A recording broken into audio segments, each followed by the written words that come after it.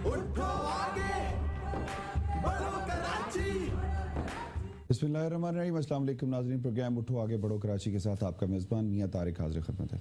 नाज़रीन इकराम, जैसा कि आप जानते हैं कि उठो आगे बढ़ो कराची में फ़रोग़ तालीम और शहर कायद को रोशनियों का शहर में तब्दील करने का मिशन है, जो कि मेट्रो वन न्यूज़ और अल खिदमत का मुश्तरका एक जॉइंट वेंचर है, जिसके तहत अगले 10 सालों में हर उस बच्चे को तालीम फराहम की जाएगी जो किसी माशी प्रॉब्लम्स की वजह से या किसी और वजूहात की कोई और वजूहात जो उसके तालीम के हसूल में रुकावट पैदा हुई है, उनको तालीम फराहम की जाएगी।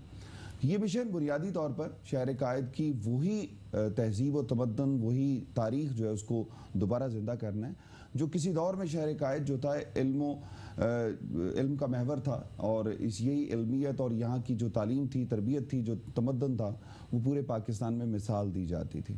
एक दौर था कि जब लोग कराची से तालीम हासिल करने में फ़ख्र महसूस करते थे। अब सूरत हाल क्या हो गई है? इसी सूरत हाल पर गुफ्तगू करने के लिए हमारे साथ मौजूद हैं ज़हूर अहमद जदून, तर्जमान अल खिदमत, साबिक नाज़िम भी हैं और नामजद उम्मीदवार हैं PS 114 के। जी अस्सलाम वालेकुम। ज़हूर साहब, ये फरमाइएगा कि जी, जैसा कि हमने कल भी डिस्कस किया और हम पहले भी डिस्कस कर रहे हैं कि कराची में बहुत सारे ऐसे बच्चे हैं जो खुसूसन अल खिदमत वैसे तो ज़िंदगी के हर शोबे में काम कर रही है, जहाँ ज़रूरत वहाँ अल खिदमत काम हो ही रहा।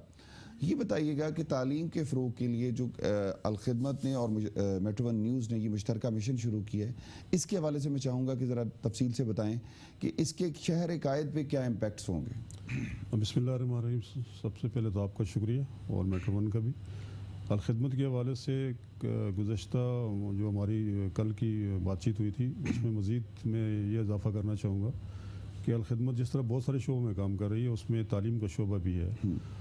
उसमें जो सर फहरिस्त है वो ये है कि इस वक्त अल खिदमत जो है बहुत सारे जो एक तो ये कि अज़ला के तहत कॉलेजेस में, स्कूल्स में और प्राइमरी स्कूल्स में जहाँ भी बच्चों की मुश्किलात होती हैं, उनको चाहे फ़ीस के मामलात हों, उनकी किताबों के मामलात हों या दीगर कोई भी उनको किसी का प्रॉब्लम, वो अज़ला के तहत उनको प्रोवाइड करती है। ठीक है। दूसरा हमारा एक प्रोग्राम है आर्फन केयर्स में, जिसमें यतीम बच्चों को 3000 रुपये पर मंथ के या उनके जो भी अलाउंसेस के हिसाब से ये भी फराहम करती है। और इसके अलावा अल खिदमत के तहत स्कूल्स हैं, जैसे ग्रीन फ्लैग स्कूल्स हैं, इसके नाम से बेट्स स्कूल्स हैं इसके तहत। और फिर इसी तरह जो बच्चे इस तरह अप्रोच करते हैं हमारे अज़ला को, उनको किसी भी किस्म की किताबें चाहिए हों, कापियाँ चाहिए हों, यूनिफॉर्म्स चाहिए हों, तो अल खिदमत इसमें बाकायदा एक फंड्स, मतलब एक उसके तहत अपने बजट का एक बड़ा हिस्सा इसके लिए रखती है। सही। और जहाँ सेहत के हवाले से भी दीगर प्रोग्राम भी होते हैं, लेकिन टॉप प्रायोरिटी जो अल खिदमत इसको दे रही है या देती आ रही है, वो ये है कि अगर बच्चे अच्छे पढ़े लिखे होंगे तो हमारे माशरे पे उसके अच्छे साथ पड़ेंगे। सही, बिल्कुल सही। अच्छा, अब ये चूँकि मिशन है कि अगले 10 सालों में हमने कराची के हर उस फर्द तक तालीम पहुँचानी है कि जो किसी भी वजह से तालीम हासिल नहीं कर सका, तो आप क्या समझते हैं कि इससे ये जो जिस तरह लोग जौक दर जौक इस प्रोग्राम में शामिल हो रहे हैं, लोगों की पार्टिसिपेशन बढ़ रही है, तो इसको आप कैसे देख रहे हैं? मैं समझता हूँ जी कि जैसे मेट्रो वन एक अगर इस फलाई इदारे के साथ मिलकर अगर ये काम करेगी, तो सबसे बड़ी पहली चीज़ तो लोगों को ये अंडरस्टैंड करनी चाहिए कि अल खिदमत के तहत जितने भी प्रोजेक्ट चलते हैं उनमें ट्रांसपेरेंसी बहुत ज़्यादा है। सही। और लोग बिलीव करें कि जो भी अगर वो 100 रुपया भी देंगे तो वो भी 3 मराइल से गुजर कर अल खिदमत तक पहुँचता है और उसमें कहीं भी रुकावट नहीं होती, क्योंकि जो फंड्स वगैरह आते हैं, एक तो जो लोग बिलीव करते हैं अल खिदमत को मुसलसल फंडिंग कर रहे हैं, एक तो वो लोग हैं, लेकिन जो अगर नए लोग भी इसको फंडिंग करेंगे तो वो इस हवाले से। दूसरा, NGOs के हवाले से मैं ये कहूँगा बहुत सारे लोग काम कर रहे हैं, हम किसी पे तनकीद नहीं करते। देखिए ना, ये तो फलाई काम जितने भी लोग कर रहे हैं सब अल्लाह की रज़ा के लिए कर रहे हैं। तो अल खिदमत जो ये काम कर रही है, इसमें सबसे आम चीज़ ये है कि हम जितने भी फंड्स हमारे इकट्ठे होते हैं, एनुअल उनका ऑडिट होता है और बजटिंग होती है और फिर अगले साल का बजट बनाया जाता है। सही। और वो बाकायदा उसको हम पब्लिश करते हैं, लोगों तक पहुँचाते हैं कि हमने साल में ये आपसे लिया और ये फलां मद में हमने खर्च किया। सही, बिल्कुल सही कहा कि ये डेफिनेटली हम पहले भी बात कर चुके हैं कि नाज़रीन किराम, रमज़ानुल मुबारक हो या वैसे साल के 12 महीने जब आप सदक़ात, ज़कात, अतियात देते हैं, तो डेफिनेटली ये ज़रूर देख लिया करेंगे आप किसको दे रहे हैं। कहीं ये तो नहीं है कि आपके दिए हुए पैसे का मुसरफ जो है वो स्टेट के ख़िलाफ़ हो रहा है, मुल्क में दहशतगर्दी में इस्तेमाल हो रहा है, ये किसी और जगह इस्तेमाल हो रहा है। वो देखें जहाँ फलाही काम हो रहा है अवाम की ज़रूरियात को मद्देनज़र रखते हुए, जहाँ पर अल्लाह की रज़ा की खातिर जो है अवाम की मखलूक खुदा की खिदमत की जाती है, और जहाँ पे ट्रांसपेरेंसी हो, जहाँ पे हर चीज़ का वो हो कि हिसाब किताब हो, वहाँ ज़रूर दें ताकि आपका दिया हुआ पैसा, आपके दिए हुए पैसे का मुसरफ जो है वो बेहतरीन हो सके और उसी के सोसाइटी पे इम्पेक्ट्स होंगे। अच्छा, हम अगर थोड़ा सा पीछे चले जाएं कि हमारे यहाँ जो ज़कात के मद में पहले तो गवर्नमेंट लेती थी, अब आप अपनी मर्ज़ी से भी कर सकते हैं, आपके बैंक में जितने भी आप एक लेटर जमा करा दें और फिर उसके बाद ख़ुद जब अब लोगों का इंटरेस्ट ज़्यादा बढ़ा है अलखिदमत की तरफ पहले के मुकाबले में, क्या वजह है? जी, इसकी मेरे ख्याल में बुनियादी वजह वही जो मैं पहले आपसे बयान कर चुका हूँ कि अलखिदमत जो है जितने भी लोग उनसे एफिलेटेड होते हैं या उसको अपनी इमदाद देते हैं या किसी भी मद में अलखिदमत को, तो उनका बाकायदा एक रिकॉर्ड भी रखा जाता है और उनको साल ब साल कोशिश की जाती है कि वो जो हमारे हिसाबात हैं उन तक पहुँचाए जाएँ ताकि वो मुतमईन रहें कि उनका जो पैसा दिया हुआ पैसा है वो उसी मद में खर्च हो रहा है। सही। और जैसा आपने बात की है, मेरे ख्याल में सबसे ज़्यादा पाकिस्तान के लोग तकरीबन 75-80 अरब रुपया लोग इस मद में मुख्तलिफ सदक़ात में, खैरात में, ज़कात में मुख्तलिफ NGOs को देते हैं। ये 2014 की रिपोर्ट ये कहती है कि 239 अरब रुपया 2014 में लोगों ने जो है चैरिटी की है, ठीक है, पाकिस्तान में। और अब जाहिर सी बात है कि 2014 के मुकाबले में 2017 में बहुत ज़्यादा बढ़ गया है, तो ये तकरीबन को 300 अरब के करीब जो है ये पहुंच चुकी है। और ये वो डेफिनेटली अगर इसको प्रॉपर इस्तेमाल किया जाए तो हमारे यहाँ सोसाइटी में बहुत बेहतरी नज़र आ सकती है। नाज़रीन हम यहाँ पर लेंगे एक ब्रेक और ब्रेक के बाद जब वापस आएंगे ज़हूर अहमद जदून हमारे साथ मौजूद हैं, गुफ्तगू का सिलसिला जारी रहेगा, हमारे साथ रहिएगा।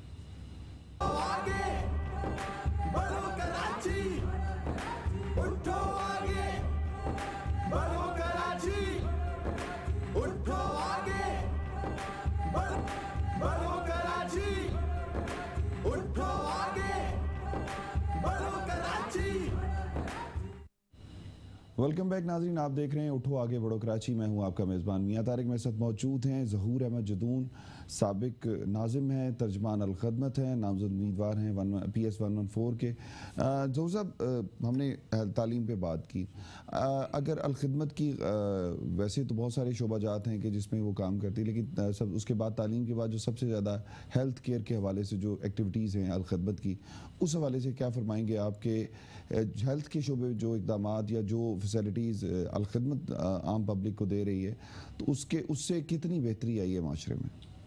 मेरा सब इसमें हेल्थ के शोबे में बहुत सारी एक्टिविटीज़ हैं अलखदमत की। जी, मैं एक छोटी सी मिसाल आपको देना चाहूँगा, आप इजाज़त दें कि मरकज़ी जो हमारा जमात लाहौर है, जी जी, उन्होंने एक तहकीकी अदारा कायम किया और उसने कुछ अर्सा पहले हर ज़िले से हमें बुलाया, उसमें मैं भी गया था कि हमारी हुकूमतें कोई काम ना करें, कुछ भी ना करें, अगर सिर्फ लोगों को साफ़ पीने का पानी दे दें जी हर घर में, और कोई बाकी पानी जैसे भी है जिस तरह भी इस्तेमाल करें, अगर लोगों को मिलता है ठीक है, नहीं मिलता है वो भी ठीक है, लेकिन अगर साफ़ पानी पीने का पानी दे दें तो आप यकीन करें कि मुल्क के अस्पतालों से 30% मरीज़ अपने घरों को चले जाएंगे। सही। इस फार्मूले के तहत अलखदमत ने कराची में तकरीबन अब तक मेरे ख्याल में 65 के करीब जहाँ जहाँ भी फंड्स मिले तो फिल्ट्रेशन प्लांट लगाए। खुद मेरे PS 114 जहाँ मैं खुद रहता हूँ वहाँ पे 2 फिल्ट्रेशन प्लांट है।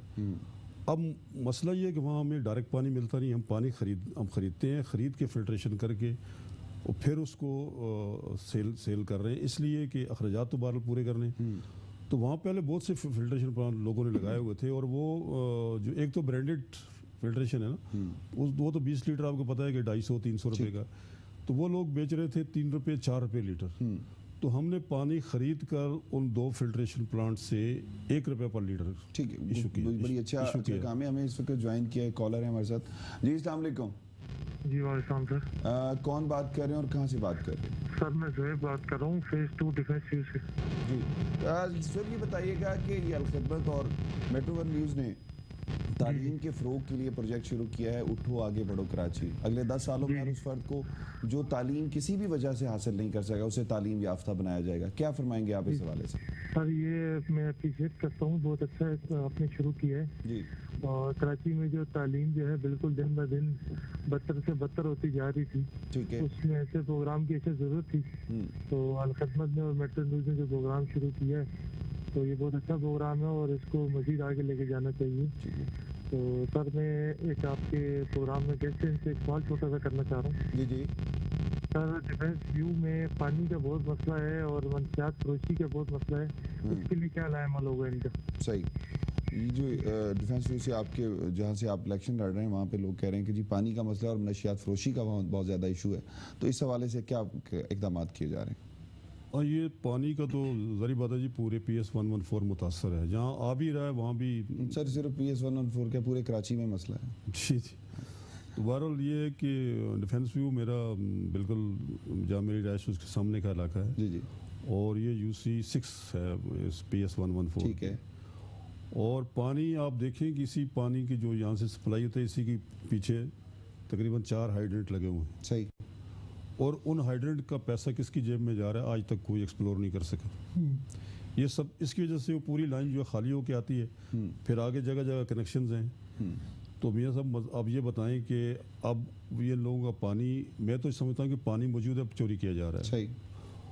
और ये पानी कौन चोरी कर रहा है? कम से कम हुकूमत सिंध तो इसका जवाब दे, या जो हुकूमत सिंध का इस वक्त जो टैंकर माफिया जो है जो हुकूमती सरपरस्ती में चल रही है, आप क्या समझते हैं वही इसकी जिम्मेदार है? जनाब सिंध हाई कोर्ट ने इसमें एक वो किया था, वर्डिक्ट दी थी उन्होंने, तो उसमें कुछ अर्सा के लिए हाइड्रेंट बंद हो गए। ठीक है। तो पानी आना शुरू हो गया। कराची पुलिस के बहुत सारे बड़ों के जिस शहर में हाइड्रेंट्स चल रहे हैं, तो जब तक वो पुलिस ये काम नहीं छोड़ेगी, पुलिस का जो काम है वो अमन अमान के काम वो करे, तो पुलिस अब हाइड्रेंट चलाएगी तो या पेट्रोल पंप चलाएगी तो सरकारी वर्दी में लोग जनाब पेट्रोल पंप पे पेट्रोल भी डाल रहे होते हैं, चूँकि वो DIG साहब का पेट्रोल पंप है। तो जब इस तरह के मामलात होंगे तो माशरे में इस तरह की चीज़ें तो फैलेंगी ना। सर हम कोशिश करेंगे कि ईद के बाद आपको पूरा इस जो ये नेटवर्क वहाँ चोरी का चल रहा है कि ये जो 3-4 हाइड्रेंट हैं उसमें NEK है, माशाल्लाह है, और इस तरह के 2 और हैं। इनके पीछे कौन लोग हैं? सही। कि ये हाइड्रेंट बंद होते हैं सिंध हाई कोर्ट के हुक्म से, और फिर 1 महीने के बाद 2 महीने के बाद जब हाई कोर्ट के वो मामला थोड़े से, अब जारी बात है हाई कोर्ट ने ऑर्डर दे दिया, हाइड्रेंट बंद हो गए, सही, उसके बाद दोबारा फिर कोई जब तक दरखास्त नहीं देता वो फिर 1 महीने बाद फिर शुरू हो जाता है। नाज़रीन किराम, गुफ्तगू का सिलसिला जारी है, लेकिन यहाँ पर लेंगे एक ब्रेक, और ब्रेक के बाद जब वापस आएंगे तो इसी मौजू को आगे कंटिन्यू करेंगे। हमारे साथ रहिएगा। बढ़ो कराची, उठो आगे, बढ़ो कराची, उठो आगे, बढ़ो Karachi. Chang Hong Ruba, make your imagination fly. Original खास टेस्ट की 25 साल। Chang Hong Ruba, make your imagination fly. उठो आगे, बढ़ो कराची, उठो आगे, बढ़ो कराची, उठो आगे, बढ़ो कराची। वेलकम बैक नाज़रीन, आप देख रहे हैं उठो आगे बढ़ो कराची। मैं हूं आपका मेज़बान मियां तारिक, मेरे साथ मौजूद हैं ज़हूर अहमद जदून, तर्जमान अल खिदमत। जैसा कि हम बात कर रहे हैं कि तालीम के फ़रोग के लिए मेट्रो 1 न्यूज़ और अल खिदमत ने जो मिशन शुरू किया है, डेफिनेटली इससे तालीम को फ़रोग मिलेगा और उसके बाद शहर कायद में रोशनी, इल्म की रोशनी जो है वो फैलेगी। इस वक्त हमारे साथ एक कॉलर है, उनसे बात करते हैं। जी अस्सलाम वालेकुम। जी अस्सलाम वालेकुम सर। वालेकुम सलाम। कौन बात कर रहे हैं और कहाँ से बात कर रहे हैं? सर मैं सभी से बात कर रहा हूँ, डिस्ट्रिक्ट कोट गुलाम मोहम्मद से। जी जी सर मैं आपका प्रोग्राम बड़े शौक से देखता हूँ। आपका जो है ये अपना NGO के हवाले से। जी जी सर हमें इसका किरदार आपका मैंने बहुत पसंद आया जी। हमारा राब्ता मुनक़ता हो गया है, कोशिश करेंगे उनसे दोबारा राब्ता हो सके। डेफिनेटली देखें, पाकिस्तान में नॉन गवर्नमेंटल जो ऑर्गेनाइजेशंस हैं वो बहुत अच्छा काम कर रही हैं, लेकिन वो इदारे भी हैं जो इसमें करप्शन भी कर रहे हैं। ज़रूर साहब क्या फरमाएंगे आप? एक तो उसका सवाल था डिफेंस व्यू के हवाले से, तो उनके लिए तो अर्ज़ ये है कि इंशाल्लाह पानी का जो आपका इशू है इस पर हम इलेक्शन के रिज़ल्ट कुछ भी निकले जो भी हैं उससे कंसर्न नहीं है, लेकिन वो हमारा एक प्रोग्राम है इंशाल्लाह उसको अपने चोरी के जो पानी चोरी हो रहा है उसको बहाल करने के लिए, और जो मंशियात का नेटवर्क बढ़ रहा है, और ये PS 114 के लोगों को ये सोचना चाहिए कि लियारी के बाद जो मंशियात का सबसे बड़ा गढ़ है वो चिनेसर गोट है। ठीक है। पता नहीं कितने ऑपरेशन हो चुके हैं लेकिन वहाँ से मंशियात ख़त्म नहीं हो रही, और बिल्कुल उसके ऊपर ही बैठे हुए हमारे मोहतरम सईद गनी साहब उसी इलाके में बैठे हुए हैं, और मेरी उनसे 2-3 दफ़ा बात भी हुई है, तो वो कहने लगे कि मैं मजबूर हूँ, मुझे प्रेशर्स आते हैं, थ्रेट्स आती हैं और मैं मजबूर होता हूँ। नोट भी आते होंगे सर मैं देखें इल्ज़ाम तो नहीं लगा सकता, जारी बात है डेफिनेटली अगर वहाँ चल रहा लेकिन ये है तो कि वहाँ का ये ख़त्म ना होना अफसोसनाक है। बहुत सी दफ़ा एजेंसियों ने भी वहाँ पे रेड किया, पिछली दफ़ा एक बहुत बड़ा वहाँ के पे गैंगस्टर था वो भी मारा गया, उसके बावजूद मैं ख़ुद उस इलाके में गया हूँ और मैं उन लोगों की हालत को देख के अजीब सा लग रहा है कि उन लोगों की बिल्कुल कोई तालीम नहीं है, कुछ नहीं है, और बहरहाल वो ये काम करने में मजबूर है। क्यों है इसके लिए तो बहरहाल वहाँ की जो गवर्नमेंट है या वहाँ के जो लोग हैं उनको सोचना चाहिए। सही। तो पानी के वाले से डिफेंस भी बल्कि पूरा PS 114 जो है मुतासर है, उसके लिए हमारा एक प्रोग्राम तैयार है, और ये इलेक्शंस के हवाले से नहीं था, हमारा इलेक्शन से पहले इस पे काम कर रहे थे कि जो हमारा आने वाला पानी है वो कहाँ जाता है। सही। तो ये तो कंफर्म है कि वो चोरी हो रहा है। सही। और इंशाल्लाह हम उस चोरी को पकड़ेंगे और लोगों को भी बताएंगे और प्रेस के सामने भी लाएंगे। ठीक है, बिल्कुल सही बात। हमारा जो दूसरी बात हो रही थी इसके हवाले से, हेल्थ के हवाले से, जो मैंने बताया कि वो फिल्टर्ड पानी हम 1 रुपये पर लीटर दे रहे हैं। जी जी। और मेरे साहब उस 1 रुपया पानी खरीद कर बेचने में भी कोई नुकसान नहीं है। सही। आप यकीन करें कि वो जो लोग 3 रुपये लीटर 4 रुपये लीटर बेच रहे थे, अब वहाँ कोई 25-50 के करीब और लोगों ने भी खोल ली है, लेकिन वो जो 3 रुपये बेच रहे थे वो 1 रुपये पे आ गए। सही। सब बेच रहे हैं लेकिन सब फायदे में बेच रहे हैं, और अलखिदमत को भी उसमें कोई नुकसान नहीं है। सही। दूसरा जो है हमने वहाँ पे अस्पताल कायम किया, एक वहाँ पे डोनेशन दी है, एक हमारी एक फैमिली ने हमें, हमाद शफीक साहब उनका नाम है, उन्होंने, तो हमने उनकी बिल्डिंग में एक क्लिनिक कायम किया है अलखिदमत के तहत। तो चूँकि अलखिदमत बिल्कुल मुफ्त तो उसमें खिदमात मुहैया नहीं कर रही, लेकिन हमने पूरे एरिया को विज़िट किया, वहाँ कोई भी डॉक्टर 200, 250, 300 रुपये से कम नहीं फीस ले रहा। तो हमने उस क्लिनिक को बेहतरीन क्लिनिक कायम किया, कभी आप आना हो तो आप देखिएगा ज़रूर। तो उसमें एक क्वालिफाइड डॉक्टर रखा है, और वो एग्जामिन भी करेगा आपको, और साथ में सिर्फ 50 रुपये में एग्जामिन भी करेगा, और जो अवेलेबल उसके बाद दवाइयाँ होंगी जो अलखिदमत की तरफ से हमें मिलेंगी वो भी देगा मरीजों को। और इसके अलावा भी आपने ये भी देखा होगा, सुना होगा कि थर में अलखिदमत एक बहुत बड़ा अस्पताल अभी इसी माह में खोलने जा रही है। तो ये वो इन वसाइल के अंदर जितना अलखिदमत कर सकती है, आप अलखिदमत के पास उतने तो नहीं है फंड जितने हुकूमतों के पास होते हैं, लेकिन पूरे मुल्क में आप देखें कि ये नेटवर्क मौजूद है। इसी तरह जो होम्योपैथिक क्लिनिक्स हैं, एलोपैथिक क्लिनिक्स हैं, तकरीबन पूरे पाकिस्तान में आपको मिलेंगे, कराची से लेके मानसेरा तक, चित्राल तक, हर जगह। अच्छा, डेफिनेटली ये इसी तरह ये एक नेटवर्क है, और उस नेटवर्क के तहत डेफिनेटली मेरी उस दिन इंजीनियर अब्दुल अजीज साहब आए थे, उन्होंने बताया था कि हमारे यहाँ जो कॉस्ट ऑफ मैनेजमेंट है वो तकरीबन टोटल 5% से भी कम है। और जब उनके पास उन्होंने कहा कि हमने सैलाब के दिनों में और ज़लज़ले के दिनों में जो हमारे पास फंड्स आए, तो उस वक्त हमारी कॉस्ट ऑफ मैनेजमेंट जो थी वो 3 पॉइंट समथिंग थी। ठीक है, तो ये डेफिनेटली इतनी कम कास्ट पे, चूँकि आपके पास वॉलंटियर्स बहुत ज़्यादा हैं, और उन वॉलंटियर्स की खदमात की वजह से आपकी कास्ट बहुत कम हो जाती है, फिर लोग खुद भी काम करते हैं, सारे आपके जो कारकुन हैं। तो यही वो जज्बा है खदमत का कि जो आगे माशरे में बेहतरी ला सकता है। अच्छा, इसके अलावा बहुत सारी NGOs, जिस तरह अभी एक साहब की कॉल आई थी, वो भी NGOs के वाले से कि जी NGOs का किरदार क्या है सोसाइटी की बेहतरी के लिए, आप कैसे देखते हैं? NGOs मेरे ख्याल में इतना काम कर रही हैं कि जितना हुकूमत भी नहीं कर रही है। सही। अगर आप मसाजिद का नेटवर्क ही देख लें पूरे मुल्क में, जो कि एक दीनी मजहबी हमारा है, आप देखेंगे अल्लाह के नबी सल्लल्लाहु अलैहि वसल्लम ने जब हिजरत फरमाई है तो सबसे पहले जाकर मस्जिद कायम की है। जी। आप मियाँ साहब मुझे बताएं कि पूरे मुल्क में जितनी भी हुकूमतें आई, मैं इस हुकूमत को नहीं कह रहा हूँ, जितनी भी हुकूमतें हैं, चाहे वो डिक्टेटरशिप की हों, जिसे हम फौजी हुकूमतें कहते हैं, या सिविल हुकूमतें, तो इन्होंने मसाजिद नेटवर्क में कितना काम किया। ठीक। अच्छा, हमारे साथ कॉलर मौजूद है, उनसे बात करते हैं, देखते हैं। जी, अस्सलाम वालेकुम। वालेकुम अस्सलाम। जी, कौन बात कर रही हैं बहन, और कहाँ से बात कर रही हैं? मैं सिद्रा बात कर रही हूँ, जी। अख्तर कॉलोनी से बात कर रही हूँ। जी सिद्रा, फरमाइएगा क्या कहना चाहेंगी उठो आगे बढ़ो कराची के जी, हवाले से।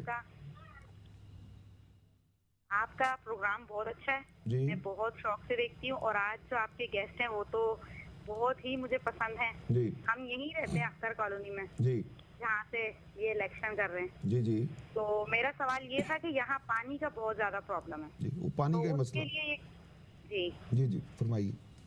और एक तो यहाँ पे मंशियात फरोशी का बहुत ज्यादा प्रॉब्लम है, हमारा बाहर निकलना दुश्वार हो जाता है। तो इसके PS 114 के जो 2 इश्यूज हैं उस पे आप क्या कहना जी, चाहिए? मैं ये कहूँगी जी, मैं जब नाज़िम था जी 2010 में, मैंने जब वहाँ पे 2005 में मैं उस वक्त भी पानी की यही पोजीशन थी, जी लेकिन यही रमज़ान का महीना था। रमज़ान के महीने से एक महीना पहले हमें चार्ज दिया गया था और मैंने पूरी अब जो यूसी थी उसमें यकम रमज़ान को पानी एक कोने से दूसरे कोने तक पहुँचा दिया था। वो कैसे पहुँचाया था वहाँ के लोग जानते हैं। उसके बाद जब शार्टेज हुई तो फिर हमने बाकायदा इसके खिलाफ मुजाहरे भी किए थे और हमारे एक कारकुन को गोली भी लगी थी, जिसमें पुलिस इन्वॉल्व थी, चूँकि पुलिस के जो मफादात हैं उस पर ज़द पड़ रही थी। और मियाँ साहब अजीब बात यह है कि 4-5 हज़ार लोग मुजाहरे में मौजूद थे, लेकिन 3 गोलियाँ जो लगी वो सिर्फ जमात इस्लामी के कारकुनों को लगी। तो ये इस तरह से देख लें कि इस पानी के साथ और इस नेटवर्क के साथ कितने लोग वाबस्ता हैं। PS 114 के एक तो मनशियात है और दूसरा पानी की कमी, क्या वजह है यहाँ पे, क्यों है? अब ये जिस तरह बच्ची ने बहन मेरी ने सवाल किया है, खातून ने, इस हवाले से वहाँ वाकई बहुत ज़्यादा परेशानी है। ख़ास तौर पे जो मिडिल क्लास, ज़्यादातर मैंने आप बताया कि मिडिल क्लास से भी लो लेवल के लोग वहाँ रहते हैं और इस वक्त पानी का ट्रक आ रहा है 7,000 रुपये का। अब वो किराया भी दें, पानी के ट्रक के पैसे भी दें, तो ये बहुत बड़ी एक प्रॉब्लम है। हम तो इसे अल्लाह की रज़ा के लिए इस सारे काम को कर रहे हैं। जिस तरह मैंने अस्पताल की बात की है कि वो जो हमने एक यूनिट अस्पताल का तैयार किया, उसमें अलखिदमत ने हमें फंडिंग नहीं की। उन्होंने कहा आप अस्पताल तैयार कर दें, हम बाद में देखेंगे। तो आप यकीन करें कि कारकुनान ने दिन और रात खर्चा हुआ है उसमें और वो फंड्स के बाकायदा एक नेट हिसाब बना के हमने अलखिदमत को दे दिया है, लेकिन जो ग्राउंड पे काम करने वाले लड़के थे उन्होंने एक पैसा नहीं लिया। और आप जाके वो अस्पताल जो हमने कायम किया उसको आप देखें जाके, आप खुद कहेंगे कि यार इतना अच्छा अस्पताल आपने कैसे हो गया। अगर कोई भी फॉर एग्जांपल इलेक्शन कोई भी जीते, लेकिन ये कि ये जो मनशियात फरोशी है इसके खात्मे के लिए क्या इकदाम किए जाएंगे? सर ये माफिया है मियाँ साहब। अब ये देखें ना कि सर माफिया तो के इलेक्ट्रिक भी माफिया है, माफिया तो और भी बहुत सारी माफियाज हैं, वाटर टैंकर माफिया है। हमारे शहर में बहुत सारी माफियाज एग्जिस्ट करती थी, अब बहुत सारी माफियाज ख़त्म हो चुकी, कुछ जो बाकी बची हैं उनके खिलाफ क्या इकदाम किए जाएंगे? देखिए जी, हर एक माफिया के पीछे कोई ना कोई तो होता है। जी जी। और गवर्नमेंट से या पुलिस से ज़्यादा बेहतर कौन जान सकता है कि ये जो मेरे इलाके में काम हो रहा है कौन कर रहा है। सही। तो मेरे इलाके एक मस्जिद है, यकीन करें मैं उस मस्जिद के पिछले 25-30 साल से उसकी खिदमत कर रहा हूँ, 30-40 साल से। और ज़िंदगी में ज़हनी तौर पे यकीन करें जो इस पिछले 1 साल में मुझे तकलीफ़ हुई वो कभी नहीं हुई। सही। वो इस हवाले से कि एक तो ये है कि पानी के टैंक आने से उसका अखराजात जो है तकरीबन महीने के 80,000 रुपये के पेमेंट करने पड़े। सही। अभी 2-3 जलसे हुए, मैंने कहा खुदा के बंदो ये मस्जिदों को तो माफ़ करो, इनका पानी तो बहाल करो। अब मुझे नहीं पता कहाँ से, लेकिन मियाँ साहब आपके इस प्रोग्राम की दुआ से अब मस्जिदों में वो टैंक आने शुरू हो गए उस इलाके में, पूरी मस्जिदों। तो इस तरह से। और दूसरा, उस मस्जिद के करीब ही एक डाकखाना है और वहाँ पे रात को मंशियात के लोग आ जाते हैं। हमारे लड़के तो 2-3 दफ़ा मुझे कहा कि भाई हम इनका खुद इंतज़ाम करते हैं और ये दोबारा नज़र नहीं आएंगे, लेकिन मैंने कहा कि पहले हम इंतज़ामिया को इन्फॉर्म करें। इंतज़ामिया को इन्फॉर्म किया तो 2-3 दफ़ा ले गए उनको, लेकिन वो उनका ख़त्म नहीं हो रहा। अभी फिर जिस तरह ये अभी खातून ने बात की है, अभी फिर मेरे ख्याल में यकीन उसी इलाके में रहती हूँ। तो अभी इंशाल्लाह अगर इंतज़ामिया ने नहीं निकलना मुश्किल हो गया है तो फिर डेफिनेटली, अगर इंतज़ामिया ने नहीं किया तो फिर मजबूरन जी हमें इस काम को हम खुद करेंगे इंशाल्लाह। सही। और कोशिश करेंगे कि अच्छे तरीके से मसला हल हो जाए। सही। अच्छा, ये तो होगी वो खदमात हैं कि जो आपके ज़ाहिर PS 114 में मसाइल भी हैं और पिछले अगर देखा जाए 3-4 इलेक्शन में जो लोग जीतते रहे उन्होंने वहाँ कोई काम नहीं किया, वो इलेक्शन जीतने के बाद वापस नहीं आते थे। तो ये सूरत हाल जो है बड़ी गंभीर होती जा रही है। तो ये डेफिनेटली इस पे भी काम होगा और PS 114 में आप जो काम करेंगे वो इलाके की जो है वो सूरत हाल उसे बेहतर करेगा। बहुत शुक्रिया ज़हूर अहमद जदून साहब आपका, आप प्रोग्राम में तशरीफ़ लेके आए। नाज़रीन इकराम, डेफिनेटली हमारा बुनियादी मकसद जो है इस प्रोग्राम का उठो आगे बढ़ो कराची, वो अवाम में अवेयरनेस देना है। आप में जब शऊर बेदार होगा, अवामी शऊर बेदार होगा, उसके बाद डेफिनेटली तब्दीली आएगी और वो तब्दीली बड़ी पॉजिटिव होगी, जिससे शहर कायद में रोशनियाँ भी बहाल होंगी, शहर कायद में इल्म का फ़रोग भी होगा और शहर कायद में उसके साथ साथ जो सबसे अहम चीज़ होगी वो ये कि तालीम याफ्ता, ये शहर तालीम याफ्ता कहलाएगा। इसका मेयार वही होगा, वही तहजीब तमद्दन और वही हमारा जो माजी था वो दोबारा जो है वो बहाल हो जाएगा और उसके साथ हम आगे बढ़ेंगे। इसके साथ ही अपने मेज़बान मियां तारिक को इजाज़त दीजिए। अल्लाह निगहबान, पाकिस्तान जिंदाबाद।